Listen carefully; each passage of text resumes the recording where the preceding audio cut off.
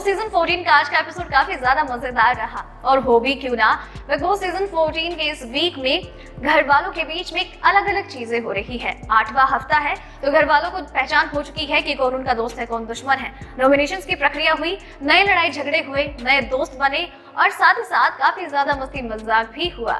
और इसी तरीके से पति पत्नी के बीच में जो हमेशा प्यार मोहब्बत देखने को मिलती है, आपसी मतभेद देखने को मिला, जिन्होंने एंटरटेनमेंट अलग लेवल पर पहुंचा दिया। लेकिन अगर फिर भी आपने आज का एपिसोड मिस कर दिया है तो कोई बात नहीं, मैं वैशाली गोगिया आपको बताऊंगी आज के एपिसोड की हाइलाइट्स के बारे में।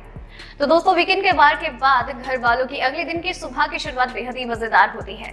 घर वाले झूमते नाचते गाते हुए दिखाई देते हैं, खूब मस्ती धमाल होता है, खूब सारी एनर्जी नजर आती है सुबह सुबह। इसके बाद घर वाले अपनी डेली रूटीन में लग जाते हैं, घर का काम करना, छोटी मोटी बातें होना और छोटे छोटे आर्ग्यूमेंट्स होना। इसके बाद बिग बॉस घर वालों को बताते हैं नॉमिनेशंस की प्रक्रिया के बारे में, जहां पर घर वालों के पास एक दूसरे के नाम का तोता होता है, यानी कि अगर वो चाहे तो किसी को भी नॉमिनेट कर सकते हैं या फिर नॉमिनेशंस में बचा सकते हैं।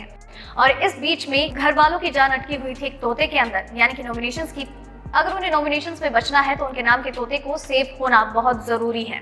और इस तरीके से इस टास्क में घर वाले एक दूसरे के साथ प्यार भरी बातें करते हुए नजर आए, उन्हें एक दूसरे के लिए मनाते हुए दिखाई दिए, अलायंसेस बनाते हुए दिखाई दिए। तो साथ ही साथ यहाँ पर थोड़े मतभेद और मनमुटाव भी देखने को मिले, क्योंकि अभिनव को लगता है कि वो जो कुछ करेंगे सही करेंगे और गेम के इस फेज पर आके वो कोई भी गलती नहीं करना चाहते हैं। वो अभी तक सेफ खेल रहे थे, लेकिन अब वो मैदान में उतरेंगे और खुले में खेलेंगे।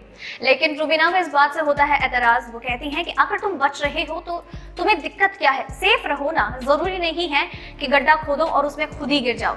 इसके साथ ही रुबीना को एजाज एक बार फिर से समझाते हैं कि आप उन्हें समझा लीजिए कि अगर वो मुझे सेफ करेंगे तो वो खुद भी सेफ होंगे, क्योंकि मेरे पास भी मौका है उनको बचाने का। लेकिन अभिनव सुनने को तैयार नहीं होते हैं और रुबीना भी उनकी एक सुनने को तैयार नहीं होती है और उन दोनों के बीच में एक झगड़ा हो जाता है।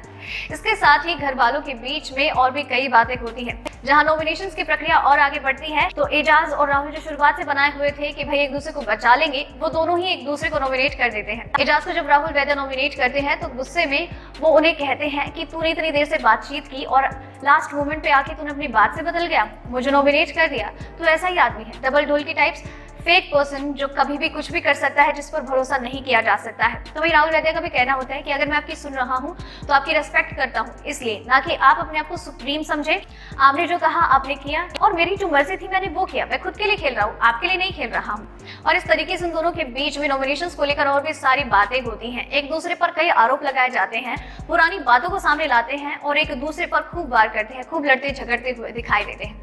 इसी के साथ ही नॉमिनेशंस की प्रक्रिया आगे बढ़ती है। कविता कौशिक की भी बारी आती है और कविता कौशिक जब बात करना शुरू करती हैं तो शुरुआत करती हैं अली गोनी से। और अली गोनी जैसे ही अपना नाम सुनते हैं उनकी हंसी निकल आती है और फिर वो धीरे धीरे कविता की हर एक बात को पकड़कर मजाक बनाते हुए नजर आते हैं। और कविता एकदम शांत मन से अपनी बातें कह रही होती है, हिंदी शब्दों का इस्तेमाल करते हुए। और बाहर दूसरी तरफ रुबीना दिलायक भी इन सब चीजों से थोड़ी इरिटेट हो जाती है। बाकी कंटेंटर्स भी थोड़े फ्रस्ट्रेट हो जाते हैं, कहते हुए नजर आते हैं कि बिग बॉस बस ना, प्लीज अब तो बहुत ज्यादा हो गया, चैनल चेंज कर दो, टीवी ही बंद कर दो।